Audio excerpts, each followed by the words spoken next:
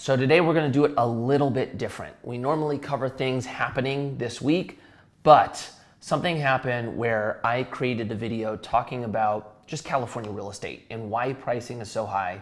My view still is, because our supply is so low and the demand is so significantly high compared to that, pricing is higher than it should be. Somebody made a video in response to this, and this is kind of what sparked me going down this deep dive to find out what's what. They made a video talking about how basically California is not undersupplied. Actually, when you look at a lot of places throughout the nation, we're oversupplied. And in my example, I talked about California being 2 million units below where they needed to be. And in his example, I think he said we actually have a surplus of about 1 million units. And then he went on to say, we could solve homelessness 25 times over if we just rented those units out.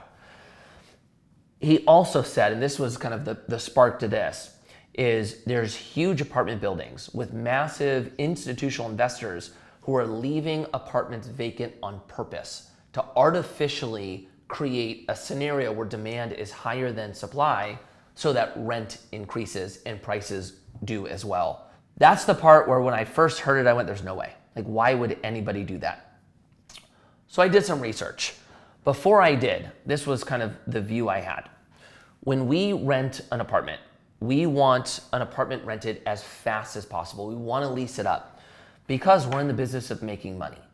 If you hold your apartment vacant to hopefully drive rents up, think of it like this. If you rented a unit for $3,000 and you kept 500 of those offline, so maybe rents would increase by $300, the rent increase is never going to make or justify the amount of money you're losing on vacancy to make sense. That money will be gone forever.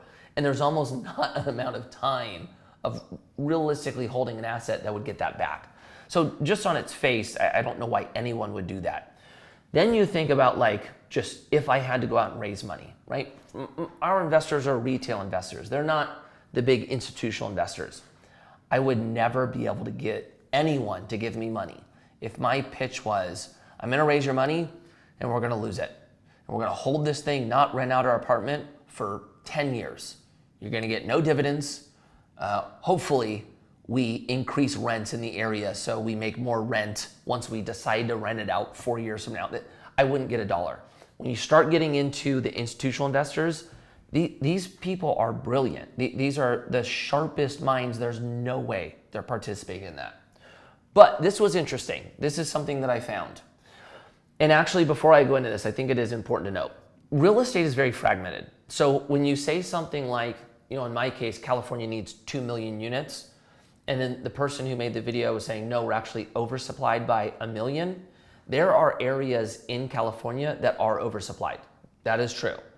And then there's a lot of markets that are undersupplied. So when I say, the areas that we're honing in on are undersupplied by this many units, they really are undersupplied.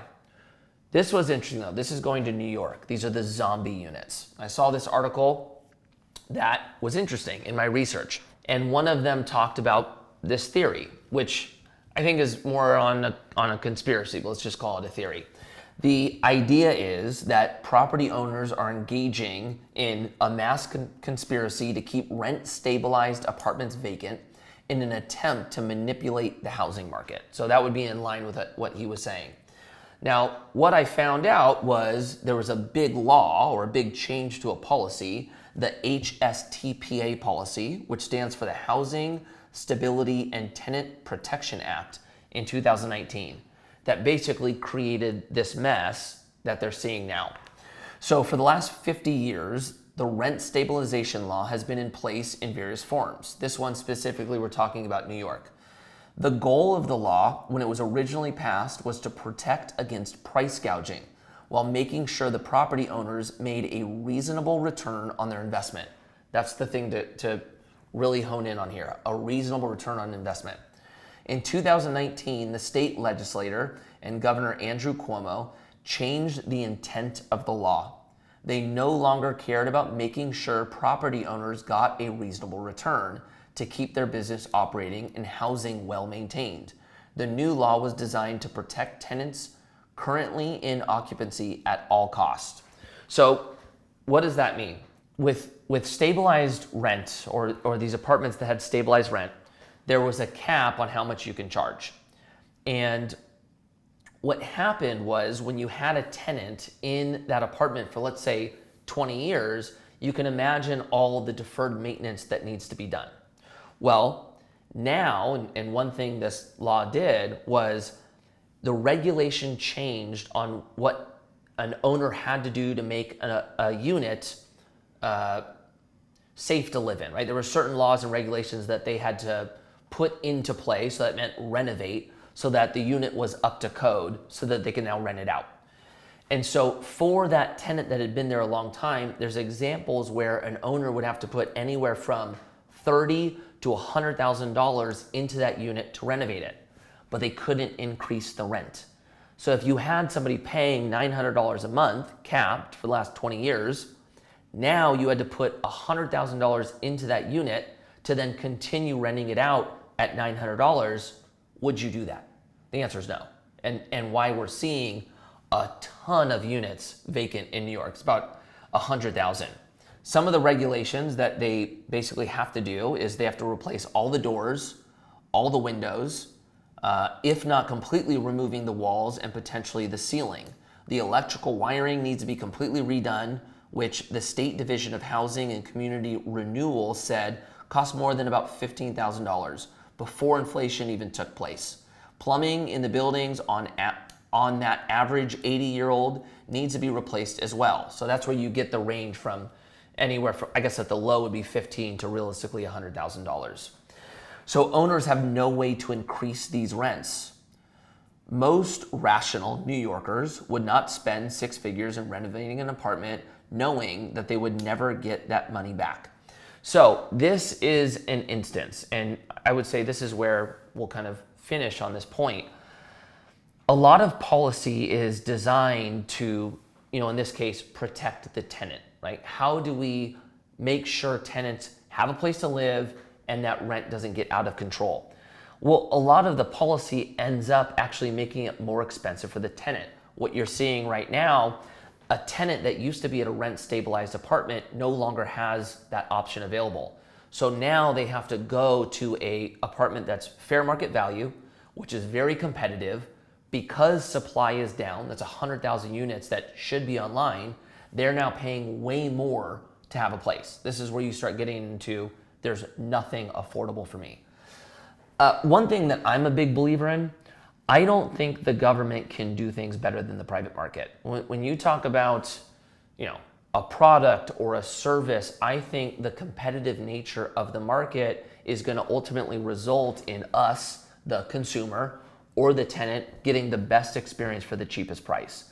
But all the examples I see when the government gets involved to do it, it's more expensive, it takes longer, and it ends up being worse for the consumer or tenant. So in this case, I think there's a solid example on why the vacant zombie apartments are here in New York. Now there's some areas, even in Los Angeles, we were talking about this earlier, you are seeing vacancies in certain markets or certain submarkets. That may be the case. Los Angeles in downtown, we did see a net migration loss. There's people moving out of the city. And when you're building, especially in California, you're so many years out that usually you're looking at, population growth, you're looking at all these metrics that are forward facing.